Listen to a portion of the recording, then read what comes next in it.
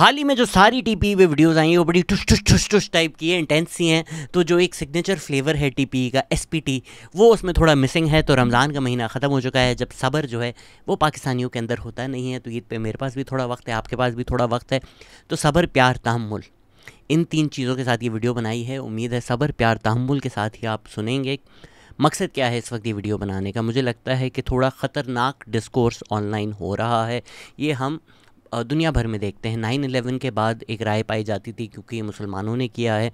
तो उसके बाद जो अमेरिका ने मुसलमानों पे या मुस्लिम ममालिक में जो जुल्म किया या इस्लामोफोबिया बढ़ा अमेरिका में, they sort of look the other way. Patriot Act आई। तो इस वक्त जाफ़र एक्सप्रेस का जो वाक़या है उसके बाद एक राय पाई जा रही है कि बदला लेना चाहिए हमें, और इस चीज़ को बिल्कुल ही एक लसानी रूप दे दिया है। और पंजाब में ख़ास करके ये राय पाई जा रही है कि अब कोई फ़र्क नहीं करेंगे हम बीएलए में या बलोच यकजहती कमेटी में, या कोई भी अगर बलोच है सारे बलोचों को भी निकालो। मैं ये नहीं कह रहा हर पंजाबी इस तरह से सोच रहा है, लेकिन ऑनलाइन डिस्कोर्स में ये अपने फ़ायदे के लिए इस्टेब्लिशमेंट इस राय को हमवार कर रही है, पॉपुलराइज़ कर रही है। तो जो एक सवाल उसके साथ उभर रहा है, क्यों भाई बाकी सूबों को पंजाब से मसला क्या है, या पंजाबी से नफ़रत क्यों की जाती है? इस सवाल का जवाब देने से पहले मैं चाह रहा था कि आज की वीडियो में मैं फ्रेमवर्क जो है या पाकिस्तान की जो तारीख़ है एक हिस्टोरिकल फ्रेमवर्क बना के आपके सामने पेश कर दूं कि मसला है क्या, पाकिस्तान का भी, हमारी रियासत का भी, हमारी तारीख़ का भी। कई लोग कहते हैं कि भाई इमरान खान ने हमारी आंखें खोल दी, वो भी शायद एक अलग वीडियो होनी चाहिए कि किसकी आंखें खोली हैं। मेरी नज़र में पाकिस्तान को देखने का जो वे है, जो व्यू पॉइंट है, जो वैंटेज पॉइंट है, जो पर्सपेक्टिव है, वो हमेशा से ही फ़र्क रहा है। कराची, लाहौर, इस्लामाबाद या नॉर्थ पंजाब जो है पूरा, वो जिस तरह से पाकिस्तान को देखता है, वो पेरिफेरीज उसका experience of Pakistan is not similar. And historically जिसको रफ़ीउल्लाह काकड़ पाकिस्तान प्रॉपर कहते हैं, खैर वो तो कहते हैं साउथ केपी और बलूचिस्तान को छोड़कर पूरे पाकिस्तान को। पर अगर मैं कॉन्सेंट्रेटेड बात करूं कि नॉर्थ पंजाब और कराची जो है वो पाकिस्तान की रियासत का जो बयानिया रहा है उसको घोल के पी चुका है, उसको मानता है, उसको पॉपुलराइज़ करता है। वो भले ये हो कि बंगाली गद्दार हैं, वो भले ये हो कि सिंधी गद्दार हैं, बलोच गद्दार हैं, पश्तून जाहिल हैं, सिंधी जाहिल हैं। ये जो इस तरह की राय पाई जाती हैं या नफ़रतें पाई जाती हैं, ये इस्टेब्लिशमेंट जानबूझकर पॉपुलराइज़ करती है अपने फ़ायदे के लिए। और फिर अगर इस्टेब्लिशमेंट की या एलीट की जो पॉलिसीज़ हैं उस पर तनकीद आए तो उसको ये रूप दे दिया जाता है कि पंजाबी को गाली दी जा रही है, देखो पंजाबी को गाली दी जा रही है। तो मेरी एक पूरी सीरीज़ भी है टू पाकिस्तान के पाकिस्तान को देखने का जो मेरा नज़रिया है, जिसमें I rely on doctor Mohammad Waseem's book political conflict in Pakistan, के जो पूरी बताती है कि पाकिस्तान की फ़ंडामेंटल फॉल्ट लाइन्स हैं क्या। तो ये जो एक टू पाकिस्तान का तस्वुर है कि पेरिफेरीज जिस तरह से पाकिस्तान को एक्सपीरियंस करती हैं, एक तरफ पाकिस्तान मुल्क है जिसमें पाकिस्तानी लोग रहते हैं, उनका एक्सपीरियंस है, दूसरी तरफ रियासत है जिसका एक बयानिया है, और वो लोग हैं जो रियासत का पहनाया हुआ ऐनक जो है, चश्मे के थ्रू हर चीज़ देखते हैं। अगर जिस तरह एक लाल चश्मा सबको पहना दिया जाए तो हर चीज़ उसको लाल नज़र आएगी। जिस तरह टी शर्ट मैंने अभी ब्लू पहनी हुई है, पर अगर आपने लाल चश्मा पहना हुआ है आपको ये लाल नज़र आ रही होगी। तो वही ऐनक हटाकर मैं चाह रहा हूँ कि आप ये वीडियो देखें, अपनी शनाख्त को थोड़ी देर के लिए साइड पर रख दें। ये मत सोचें कि यार मैं पंजाबी हूँ, पंजाबी को बुरा भला बोला जा रहा है तो फिर मैं उसके साथ खड़ा हूँ।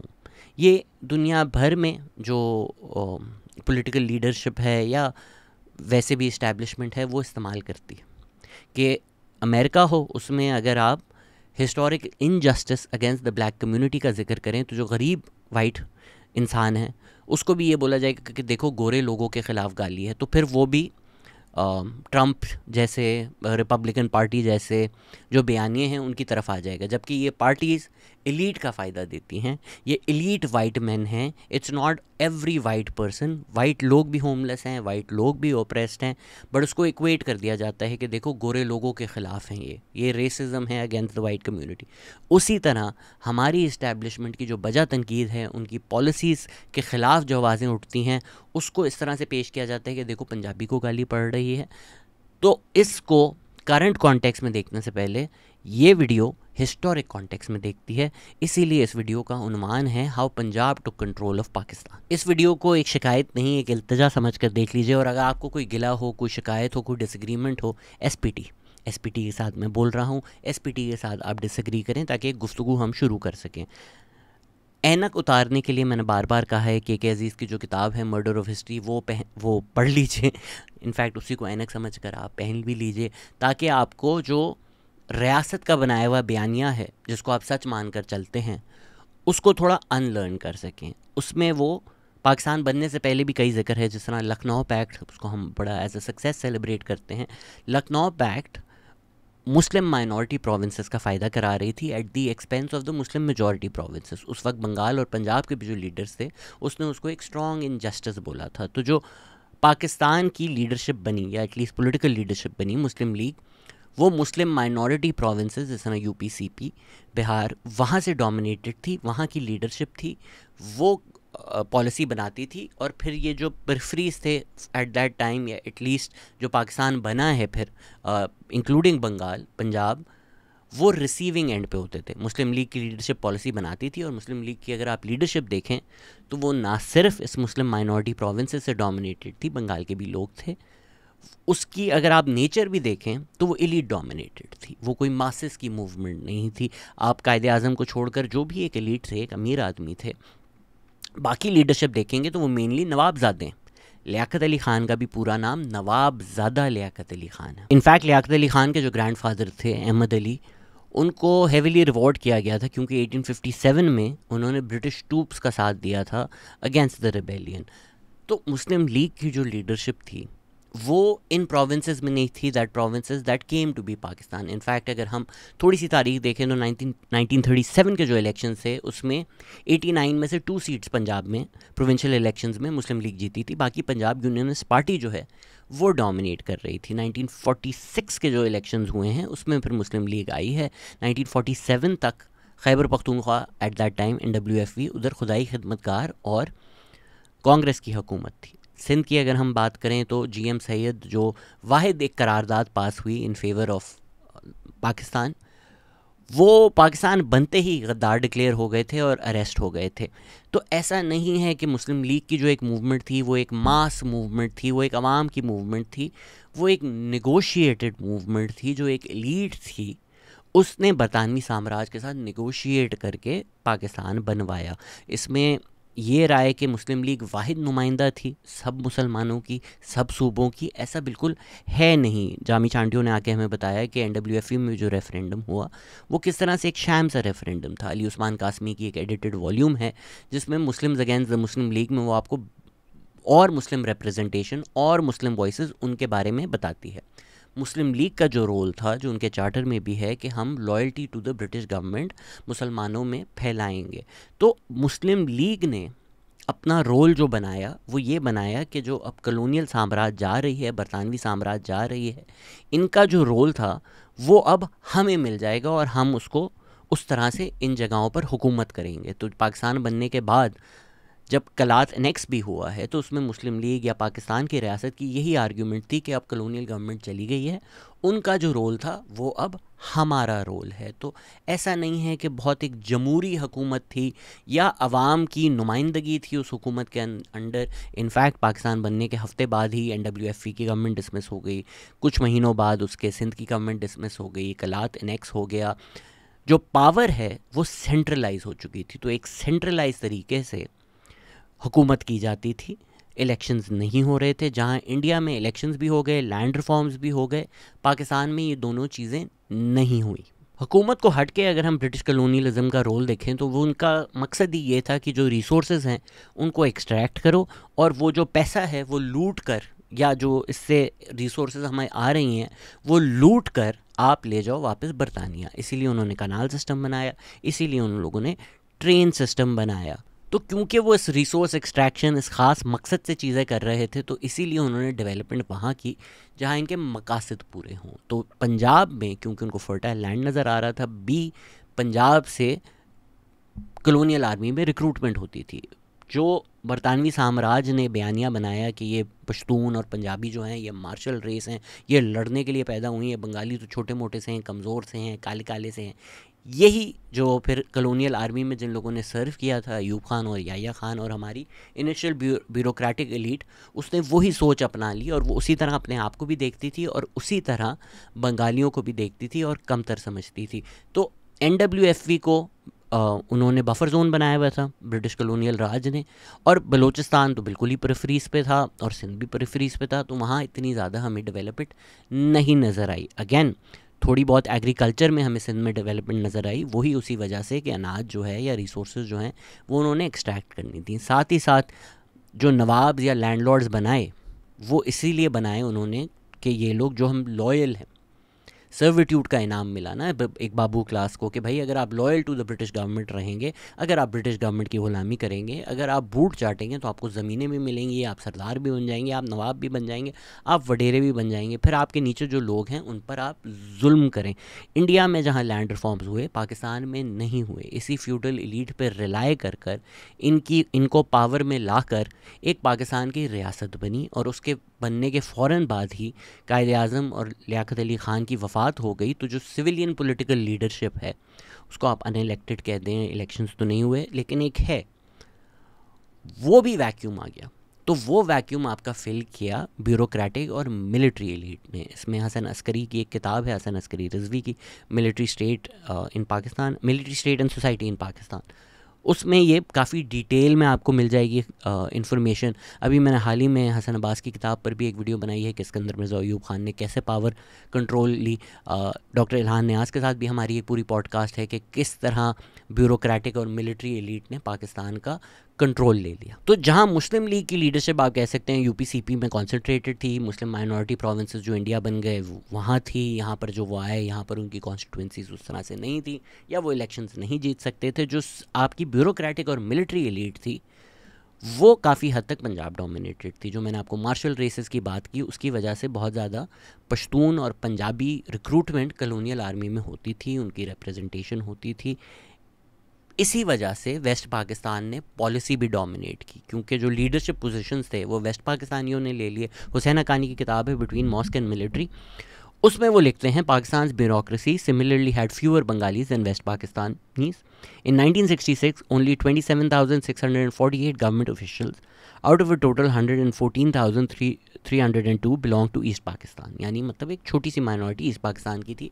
याद रखिएगा पॉपुलेशन की मेजॉरिटी ईस्ट पाकिस्तान की है, तो एक जो मेजॉरिटी सूबा है उसकी 1/5 रिप्रेजेंटेशन है ब्यूरोक्रेसी में, और मिलिट्री में तो इससे भी ज़्यादा अबिस्मल थी। 1947 में इसी किताब में लिखा हुआ है 1% पाकिस्तान की आर्मी बंगाली थे, 1%। तो जब मिलिट्री कंट्रोल ले लेगी और उसका 1% बंगाली है, तो वो कहाँ से उनको पावर मिलेगी, कहाँ से उनको रिप्रेजेंटेशन मिलेगी। 1960s तक बंगाली रिप्रेजेंटेशन सिर्फ 7% हो गई थी, और जो ऑफिसर्स हैं मतलब जो हाई लेवल पर हैं उधर तो हुसैन हक्कानी लिखते हैं कि इससे भी कम रिप्रेजेंटेशन थी। ठीक है, ब्यूरोक्रेसी में फिर आगे वो लिखते हैं कि कोई विलिंगनेस नहीं थी बंगाली मेजॉरिटी को मुल्क की गवर्नेंस में रोल प्ले करने के लिए। West Pakistan landlord civil service military elite might prefer to see the country split rather than to submit to Bengali ascendancy. तो वेस्ट पाकिस्तान आपकी सारी पावरफुल जो पोजीशंस हैं वो कंट्रोल करती थी। हम जब इस्टेब्लिशमेंट की बात करते हैं हम अक्सर मिलिट्री में फंस जाते हैं।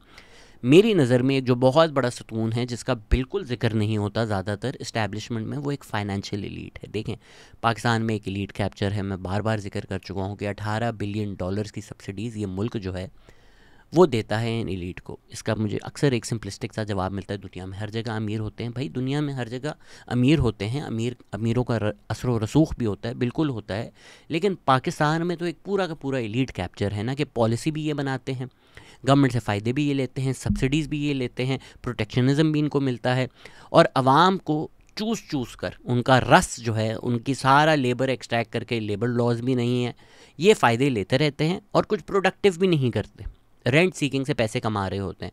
तो इस फाइनेंशियल एलीट को भी देखना बहुत ज़रूरी है। कई जो हमें चीज़ें सच बताई गई हैं वो डेटा जो है वो उससे डिफ़र करता है। और ये कुछ तारीख की हमारी तल्ख़ हकीकत हैं जो बोलने पर मुझे गालियाँ भी पड़ती हैं, पर मेरे ख़्याल से इनको बोलना चाहिए कि कोई तो आप लोगों को सच बताए। रोज़िटा आर्मिटाज की किताब है big capital in an unequal world, वो पॉडकास्ट पे भी आ चुकी हैं, मैं किताब का एक ब्रेक डाउन भी कर चुका हूँ। वो लिखती हैं कि कायदे-आज़म मोहम्मद अली जिन्ना ने अपने दोस्तों को फेवर्स दिए। वो लिखती हैं, The advantages provided to these Muhajir businessmen and politicians, both directly by Jinnah and later as a result of personal relationships they established within the new state bureaucracy, were instrumental in assuring the dominance of a new class of predominantly Muhajir industrialist elites in the first two decades of the new country state. आप इनके नाम देखें तो आपको नज़र आ जाएगा कि जो फाइनेंशियल एलीट इमर्ज हो रही है पाकिस्तान में वो मुहाजिर और पंजाबी डोमिनेटेड है। अयूब खान के जो chief economist of the planning commission है डॉक्टर महबूबुल हक, उनकी फेमस कोट है कि जो 22 फैमिलीज़ हैं वो कंट्रोल करती हैं 2/3 of industrial assets, 80% of banking and 79% of insurance assets in the industrial domains. इसकी भी अगर हम एथनिक आइडेंटिटी निकालना शुरू करें तो 1970 में 42 जो बड़े ग्रुप्स थे उसमें से 24 कराची बेस्ड थे, 12 पंजाब बेस्ड थे। अच्छा, ये जो है ज़ियाउल हक के आने के बाद एलीट पंजाब मूव हुई है, क्योंकि ज़ियाउल हक ने अपनी एक कॉन्स्टिट्यूएंसी बनाने के लिए, हम अगेन जो ये बात करते हैं ना सिविलियन लीडरशिप, मिलिट्री लीडरशिप, उसमें हम भूल जाते हैं कि एक फाइनेंशियल लीड भी है जो डिक्टेटर्स को सपोर्ट करती है। वहाँ उनको अपनी कॉन्स्टिट्यूएंसी बनानी होती है, इसीलिए मिलिट्री डिक्टेटर्स आप नोटिस करेंगे कि एलीट के ख़िलाफ़ नहीं जाती, इनफैक्ट एलीट पर रिलाई करके हुकूमत करती है। तो ज़ियाउल हक ने एक पंजाबी एलीट पर रिलाई किया, इसलिए 1997 तक जो 24 ग्रुप्स हैं वो पंजाब बेस्ड थे और सिर्फ 18 जो हैं, जो पहले 42 में से 24 थे, वो सिर्फ 1997 तक 18 कराची बेस्ड हो गए। इसका मतलब ये बिल्कुल नहीं हो जाता कि हर पंजाबी और हर मुहाजिर जो है वो एक्सप्लॉइट कर रहा है, नहीं। ये फाइनेंशियल एलीट है, ये एलीट बनी है स्टेट की रिसोर्सेज एक्सट्रैक्ट करके, यही एलीट वो पॉलिसी बनाती है जिस पॉलिसी से इनको फ़ायदा होता है, यही एलीट जो है वो लेबर लॉज नहीं बनने देती या फाइनेंशियल रीडिस्ट्रीब्यूशन नहीं होने देती। ये अनडिनाइबल सा सच है पाकिस्तान का कि इस एलीट का जो मेकअप है वो पंजाबी मुहाजिर डोमिनेटेड है। अगेन, इसका कोई मतलब ये नहीं होता कि हर इंसान एलीट है, नहीं, पंजाबी गरीब भी बेचारा ओप्रेस्ड है, मुहाजिर गरीब भी ओप्रेस्ड है।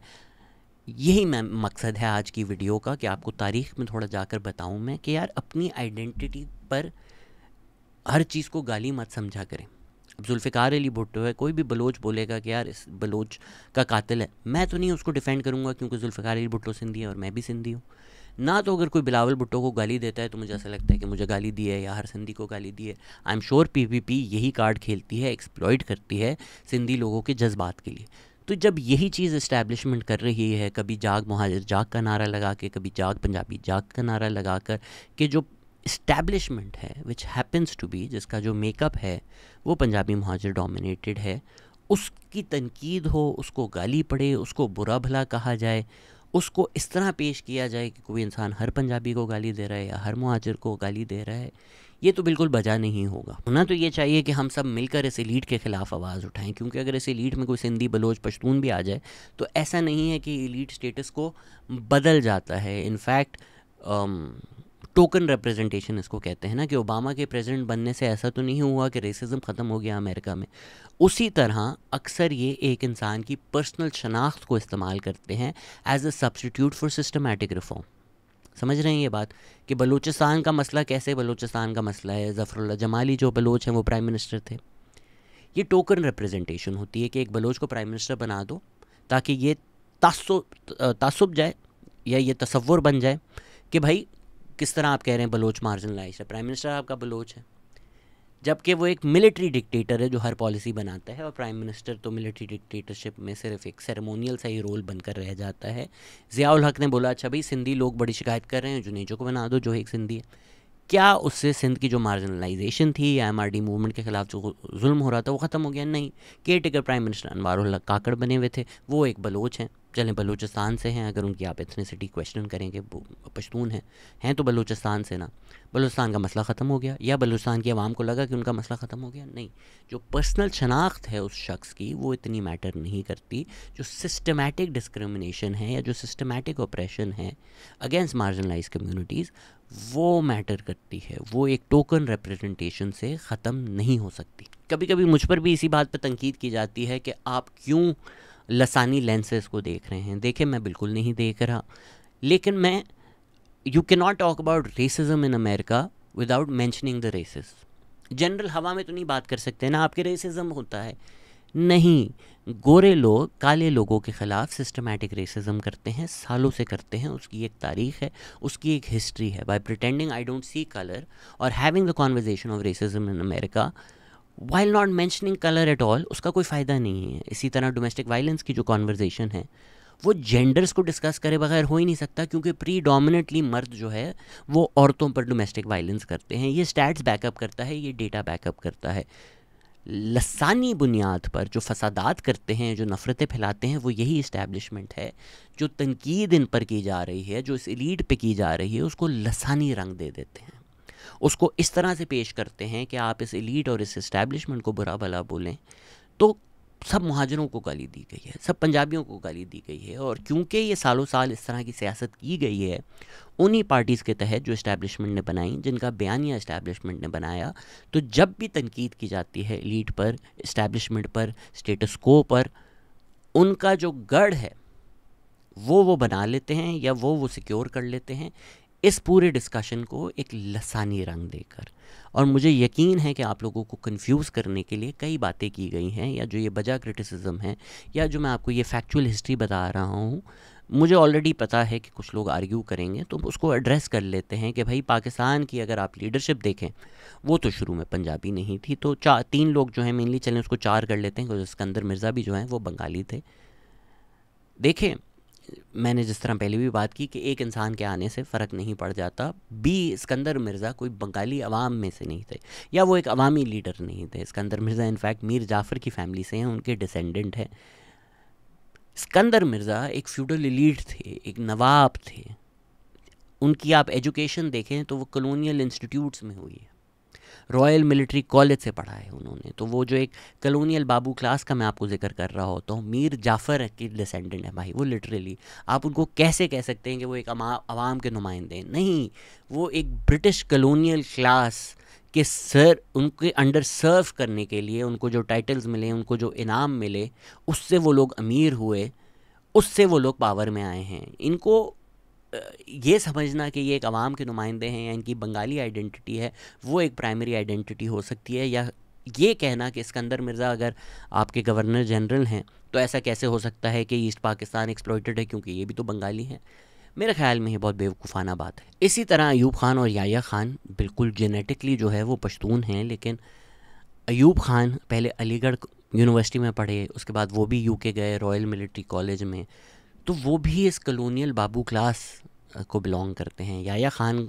तो इवन मोर, क्योंकि याया ख़ान के जो वालिद थे वो इंडियन इंपीरियल पुलिस इन पंजाब थे, वो पंजाब में सर्व कर रहे थे। याया ख़ान चकवाल में पैदा हुए हैं।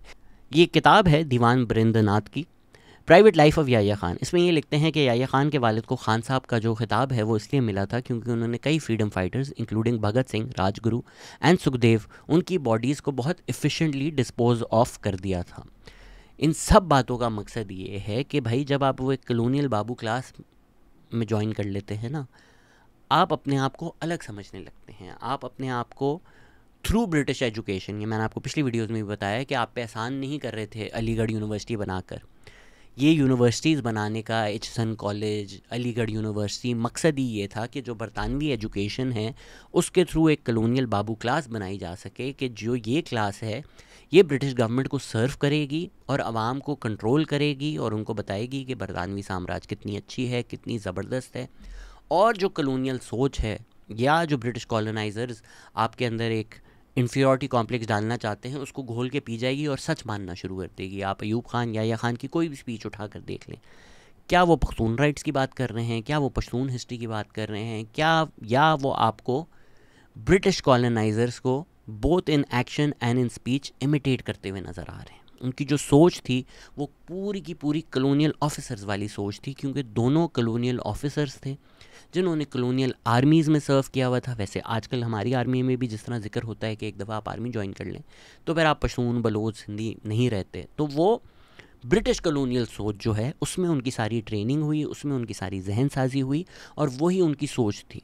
वो कोई पख्तून रिप्रेजेंटेटिव्स नहीं थे, ना वो कोई Khyber Pakhtunkhwa NWFA of that time से इलेक्शन जीत कर लीडर्स बने हुए थे।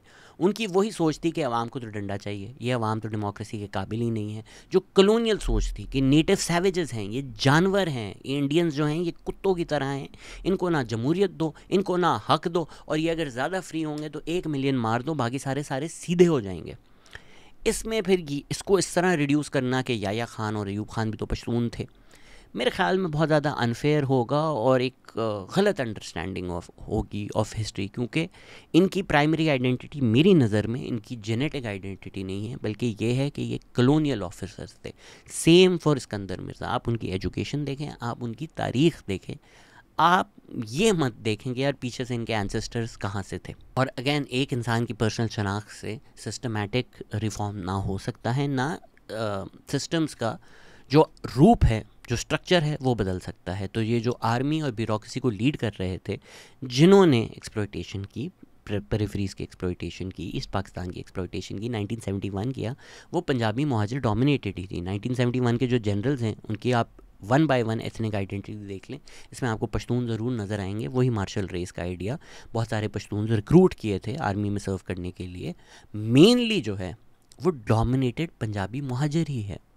तो आजकल जो बातें की जाती हैं कि भाई पंजाब इतनी रिसोर्सेज बनाता है, इतना कंट्रीब्यूट करता है, या कराची चलता है तो पाकिस्तान पलता है, ये भी तो सवाल का जवाब देना कि ये बनाए कैसे आपने शहर। पेरिफेरीज़ की रिसोर्सेज एक्सट्रैक्ट करके, बड़ा मशहूर फ़िक्रा है कि भाई इस्लामाबाद की जो सड़कें हैं उससे पटसन की बू आती है। जो कहने का मकसद ये है कि ईस्ट पाकिस्तान की रिसोर्सेज एक्सप्लॉइट करके आपने इस्लामाबाद बनाया, आपने नॉर्थ पंजाब को डेवलप किया। इसी तरह कराची की जो फाइनेंशियल एलीट है वो ईस्ट पाकिस्तान में इंडस्ट्रीज़ ओन करती थी। कराची के बारे में एक अलग से मैं वीडियो बनाऊंगा, ताकि उसकी एक जो पूरी सीरीज़ बनाऊंगा इनफैक्ट मैं, कराची कहानी, जिसमें कई जो मिसनोमर्स हैं कराची के बारे में, या जो कई जो बातें पॉलिटिकल पार्टीज़ अपने फ़ायदे के लिए करती हैं उसको सच मानकर नैरेटिव बनाकर लोग रिपीट करते रहते हैं, तारीख को देखते नहीं हैं। जिस तरह पोर्ट है, अब कराची इतना टैक्स देते हैं, मेन जो कराची का टैक्स है वो इंपोर्ट है। इंपोर्ट ड्यूटीज़ जो कलेक्ट होती हैं पोर्ट के ऊपर, पोर्ट बना है पाकिस्तान के पैसे से, इंपोर्ट जो है वो पूरा मुल्क करता है, वो आता कराची पोर्ट पर है। खैर, ये कराची कहानी एक पूरी सीरीज़ होगी जो ये मिसनोमर्स उस तरह से एड्रेस करती है। इस वीडियो का फोकस पंजाबी रखते हैं। ईस्ट पाकिस्तान की एक्सप्लॉयटेशन के बारे में आपको ज़्यादा जानना है, इकनॉमिकली जानना है, तो खुर्रम हुसैन के साथ हमारी पूरी पॉडकास्ट है about Pakistan economy from 1947 to 1971, जिसमें वो वाज़े तरीके से दिखाते हैं किस तरह से ईस्ट पाकिस्तान को एक्सप्लॉयट करके वेस्ट पाकिस्तान को डेवलप किया जा रहा था। जो चौथे इंसान हैं जिनकी पर्सनल एथनिसिटी जो है वो मैटर करती है, वो जुल्फ़िकार अली भुट्टो हैं, जो एक सिंधी हैं। इसमें जो सिंधी नेशनलिस्ट हैं जिस तरह GM सैयद हैं, वो तो जुल्फ़िकार अली भुट्टो को इसी पंजाबी मुहाजिर एलीट और स्टेटस को का एक ग़ुलाम समझते हैं, उनके बारे में ये लिखा गया है। यही चलें, ब्यूरोक्रेसी जो पंजाबी मुहाजिर डोमिनेटेड थी उसमें जुल्फ़िकार अली भुट्टो ने सिंधियों को डालने की ज़रूर कोशिश की, लेकिन जो बलोच हैं उधर क्या किया? क्या बलोच हकूक़ उन्होंने दिए? नहीं, उन नैब की गवर्नमेंट डिज़ोल्व कर दी। बुचर ऑफ बंगाल जो हैं जनरल टिक्का खान, उनको भेज के बलूचिस्तान में मिलिट्री ऑपरेशन करा दिया। इसके ऊपर मेरी पूरी एक अलग से वीडियो है। तो ये भी बिल्कुल कहना बजा नहीं है कि मुल्क तोड़ने वाला एक सिंधी और एक पठान था। 1971 की जो हकीकत है उसके बारे में एक मेरी पूरी वीडियो है। जो ब्यूरोक्रेसी और मिलिट्री है जिसने 1947 से 1971 वो पॉलिसीज़ बनाई जिसकी वजह से ईस्ट पाकिस्तान बना, हम इग्नोर कर देते हैं। हमें लगता है 1971 is a moment in time. We ignore all the events from 1947 leading up to 1971, जिसमें जो हमारी लीडरशिप है, हमारी हुकूमत है, हमारी रियासत है, उसका क्या रोल था एक्सप्लॉयटेशन में, पॉलिसीज़ में। वो ब्यूरोक्रेसी, वो फाइनेंशियल एलीट, वो मिलिट्री एलीट जो है वो पंजाबी मुहाजिर डोमिनेटेड थी। ये तो फैक्ट है भाई। कराची की जो शिकायतें हैं पाकिस्तान की रियासत से, वो क्योंकि अब एक सिंधीज़ वर्सेस मुहाजिर बयानिया बना दिया है सियासत के लिए, इस वजह से जुल्फ़िकार अली भुट्टो को गालियाँ पड़ती हैं।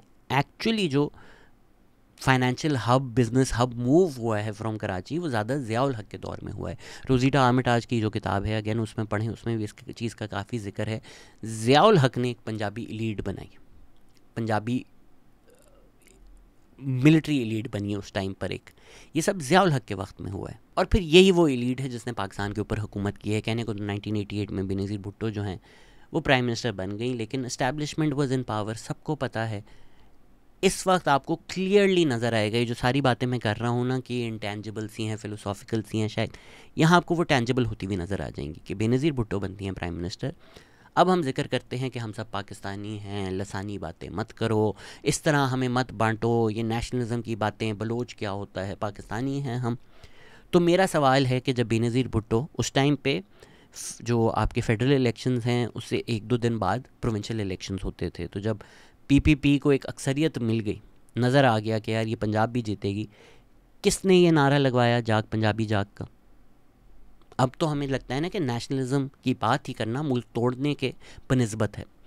किसने बनाया ये नारा? अब तो सबको पता है कि भाई जो उस टाइम की इस्टेब्लिशमेंट थी, जनरल मिर्ज़ा असलम बेग जो हैं वो एक महाजर थे, जनरल हमीद गुल जो हैं वो एक पंजाबी थे। जनरल हमीद गुल खुल के मान चुके हैं कि उन्होंने आईजीआई बनाई जो नवाज शरीफ लीड कर रहे थे। जो ये जाग पंजाबी जाग का नारा है वो वहीं से आया। फिर जो 90s हैं वो इसी इस्टेब्लिशमेंट ने डोमिनेट की। फिर जनरल परवेज़ मुशर्रफ ने कू लगा दिया जो एक महाजर थे। जाग पंजाबी जाग, जाग मुहाजिर जाग, ये नारे कहाँ से आ रहे हैं, कौन लगा रहे हैं? तो जब एक लसानी नफ़रत पैदा की जा रही है अपने सियासी मकासद के लिए, तो लसानियत को इग्नोर करके ये डिस्कशन कैसे किया जा सकता है, या जो तल्ख़ हकीकत है हमारी तारीख़ की, इसको कैसे झुटलाया जा सकता है? इसका मकसद बिल्कुल ये नहीं होता कि यार मुहाजिरों के ख़िलाफ़ जुल्म नहीं हुआ, पाकिस्तान बिल्कुल हुआ है यार। मेरी वीडियो है, मैं हैदराबाद में जाके पक्का किला मैसेकर जो है उस पर मैंने बातें की हैं। आम पंजाबी जो है वो पंजाबियों के ख़िलाफ़ जो जुल्म हुआ है उस पर हमारी वीडियोज़ हैं। पंजाबी फार्मर के ख़िलाफ़ उकाड़ा फार्म्स में, मिलिट्री फार्म में जो पंजाबी गरीब फार्मर के ख़िलाफ़ उन्होंने किया, किस में इतनी हिम्मत है कि उसने उस पर वीडियो बनाई? हमने पूरी एक उस पर पॉडकास्ट की हुई है। तो ये बिल्कुल कोई नहीं कह रहा कि यार आम मुहाजिर जो है या आम सिंधी जो है वो भी एक्सप्लॉइटेड नहीं है इसी फाइनेंशियल एलीट के हाथों। इस वीडियो का बिल्कुल मकसद ये है कि मैं आपको समझाऊं कि किस तरह पाकिस्तान ने एक रियासत बनाई हुई है जिसमें एक एलीट है जो डोमिनेट करती है, जो एक्सप्लॉइट करती है गरीब आवाम को। उसमें हम सब हैं। एलीट होना, अमीर होना एक अपना मज़हब है, एक अपनी एथनिसिटी है, एक अपनी आइडेंटिटी है। उसमें फिर वो चीज़ ख़त्म हो जाती है कि आप बलोच हैं, सिंधी हैं। उसमें अगर आप एक मीर ज़फ़रुल्लाह जमाली डाल दें, एक जुल्फ़िकार अली भुट्टो डाल दें, एक किसी और को डाल दें, कोई फ़र्क नहीं पड़ेगा। वो जो एक नेचर ऑफ दिस सिस्टम है, the nature of the beast है, वो बिल्कुल नहीं बदलेगा। तो अब अगर हम बात करें, ये तो कोई नहीं डिनाई कर सकता ना कि पाकिस्तान में एक इस्टेब्लिशमेंट है जो रूल करती है, एक एलीट स्टेटस को है जो रूल करता है, जो पॉलिसीज़ बनाता है। उसका अगर हम मेकअप देखें, ये तो फैक्चुअल है कि वो फाइनेंशियल एलीट को भी गिने इसके अंदर, वो पंजाबी मुहाजिर डोमिनेटेड है। इसका बिल्कुल ये मकसद नहीं बनता कि आप किसी पंजाबी से नफ़रत करें या आप किसी मुहाजिर से नफ़रत करें। इसका मकसद ये मिलता है कि यार प्लीज़ अपनी आइडेंटिटी को इतना अपने दिल से मत करीब रखें या उसको इस तरह से मत पकड़ें कि कोई अगर इस्टेब्लिशमेंट की भी तनकीद करे तो वो चीज़ आपको आपकी तनकीद लगे। ऐसा बिल्कुल नहीं है। ना मैं डिफेंड कर रहा हूँ कि जो लोग गाली देते हैं, मैं आपको सिर्फ एक तारीख़ी पस मंज़र दिखा रहा हूँ। इसमें आप किताबें भी पढ़ें तो आपको समझ में आ जाएगी। डॉक्टर मोहम्मद वसीम ने लिखा है कि आज़ादी के बाद इस्टेब्लिशमेंट ने जब 1 यूनिट किया 1955 ने, the perceived Punjabisation of Sindh was reflected through the allotment of land to military officers, a majority whom were Punjabi, through recruitment to jobs and establishment of industry. In this way, Urdu-speaking elite bureaucrats, Gujarati-speaking businessmen, and Punjabi-speaking elite farmers and civil servants together occupied large parts of the social, cultural, administrative and economic space available in Sindh. तो ये पंजाबाइजेशन है, ये ईएन टैल्बर्ट भी लिखते हैं कि Pakistan army ने directly या इनडायरेक्टली जो है पाकिस्तान के ऊपर डेकेड्स तक रूल किया है। वो पंजाब उनका गढ़ है। यूनुस अहमद, ईएन टैल्बर्ट, ऐसे कई स्कॉलर्स हैं, वो इसको पंजाबाइजेशन ऑफ पाकिस्तान कहते हैं। तो ये जो पाकिस्तान का रियासत है, ये मसला है। इसलिए मैं आपको मुस्लिम लीग से लेकर तारीख़ से आपको बताया है कि किस तरह ये जो कॉलोनियल सिस्टम है वो परसिस्ट करता है पाकिस्तान में, और ये रियासत का जो ढांचा है वो हमारी करंट रियासत ने इनहेरिट किया है, वो पंजाब डोमिनेटेड है। इसका मकसद बिल्कुल ये नहीं है कि they have done this to the advantage of the आम पंजाबी। एक आम पंजाबी की भी जो शिकायत है वो बजा है, बिल्कुल बजा है। अगर हम पार्टीशन का जिक्र करें तो सबसे ज़्यादा वायलेंस कहाँ हुआ? पंजाब में हुआ। सबसे ज़्यादा सफ़र किसने किया? पंजाबियों ने किया। उनकी फैमिलीज़ अलग हो गई, लोग मरे उनके। साथ ही साथ पंजाबी ज़बान जो है उसको आपने रेलेगेट कर दिया, क्योंकि अगेन पंजाब डोमिनेंस है पाकिस्तान में। तो पाकिस्तान की जो रियासत का बयानिया है उसका सबसे ज़्यादा बायन पंजाब में था। ये तो हमें एक सिंपलिस्टिक तरीके से नज़र आता है ना कि बंगाली गद्दार हैं, बलोच गद्दार हैं, सिंधी गद्दार हैं। अब जो बातें करते हैं हमारी आंखें खुल गई। ये तो 2022 के बाद से हमें पंजाब में स्प्लिट नज़र आया है ना कि जो बातें खैबर पख्तूनख्वा, बलूचिस्तान, सिंध में डेकेड से हो रही हैं, वो अब पंजाब में हमें सुनाई दे रही हैं, या अब पंजाब के लोग कह रहे हैं कि असमा जहांगीर तो सच कहती थी। हम तो शुरू से यही बात कर रहे हैं। इधर अनफॉर्चुनेटली जो बायन था पाकिस्तान के रियासत के बयानिए का, और सबसे ज़्यादा जहन साजी भी की, जो ज़ियाउल हक ने करिकुलम बदला, या जो पाकिस्तान की कहानी बनाने की कोशिश की जो मोहम्मद बिन कासिम से शुरू होती है, उसकी वजह से पंजाब का जो अपना कल्चर है उसको एलीट ने रिप्लेस कर दिया विद पाकिस्तानी कल्चर। जो पाकिस्तान का कल्चर वो बनाना चाह रहे थे वो पंजाब का कल्चर बन गया कि उर्दू ज़बान बोलना बेहतर है पंजाबी ज़बान से।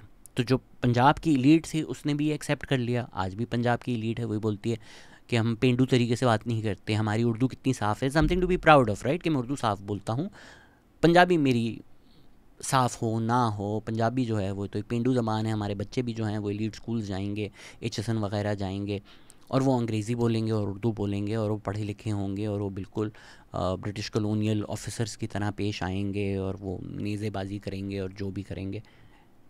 ये राय अब तक पाई जाती है। इसकी जो हिस्ट्री है वो मैंने आपको थोड़ी बहुत समझा दी कि ये सोच कहाँ से आ रही है। और यही पाकिस्तान की जो अब करंट रियासत है, वो जुडिशरी में हो, मीडिया में हो, मिलिट्री में हो, ब्यूरोक्रेसी में हो, वो पंजाबी डोमिनेटेड है, फाइनेंशियल एलीट भी हो। और वो इसको, इस सब तारीखी पस मंज़र, इस सब कॉन्टेक्स्ट और नुआंस के बगैर देख कर ये बोलना कि हाँ हम पैसे बनाते हैं, वो पेरिफेरी से एक्सट्रैक्ट करके रिसोर्सेज ही बनाए गए हैं ना। या फिर बरतानवी साम्राज्य के जो फ़ायदे मिले हैं उससे लोग अमीर हुए हैं। तो पंजाबी एलीट का ये कहना कि हमने किया है, किया आपने है, पर किस तरह किया है वो भी तो डिस्कस किया जाए ना। अब जो करंट मसले मसाइल हैं, या करंट शिकायतें हैं, या जो करंट बातें की जाती हैं, उसको अगली वीडियो में डिस्कस करेंगे कि भाई जो अगेन आम पंजाबी से जो नफ़रत करता है वो गलत है। खुदा ना खासा इस वीडियो का ये मकसद प्लीज़ मत निकालें कि भाई ये तो पंजाबी को कत्ल कर रहे हैं, वो ऑफ कोर्स गलत है, वो टेररिस्ट हैं। टेररिस्ट के जो एक्शंस होते हैं उसको आप वजह नहीं बना सकते किसी कौम से नफ़रत करने के लिए, या जो एकेडमिक डिस्कोर्स है, या जो राइटफुल शिकायतें हैं उनको रद्द करने के लिए। क्योंकि रियासत यही चाहती है कि आप करें, कि आप इक्वेट कर दें कि any talk of systematic operation against the Baloch people या द एक्सप्लॉयटेशन ऑफ बलोचिस्तान, वो सारी बातें जो हैं वो इक्वेट कर दी जाएं BLA के साथ। कि अब अगर कोई ये भी बोलेगा कि बलूचिस्तान की रिसोर्सेज एक्सट्रैक्ट किए जा रहे हैं, ये कवर दे रहे हैं BLA को। यही रियासत आपको आपकी आइडेंटिटी को इस्तेमाल करके अपने जो वो फ़ायदे निकाल रही है, या जो एलीट अमीर होती जा रही है, उस सिस्टम को प्रोटेक्ट। इसीलिए मेरी आप लोगों से इल्तिजा है कि इस शनाख्त से बालातर होकर चीज़ों को समझें, देखें। और मेरी कोशिश ये होगी कि अगर आप जेन्युइनली जानना चाहते हैं कि क्यों पंजाब को गालियाँ पड़ती हैं बाकी सूबों से, वो हम सेकंड वीडियो में डिस्कस ज़रूर करेंगे।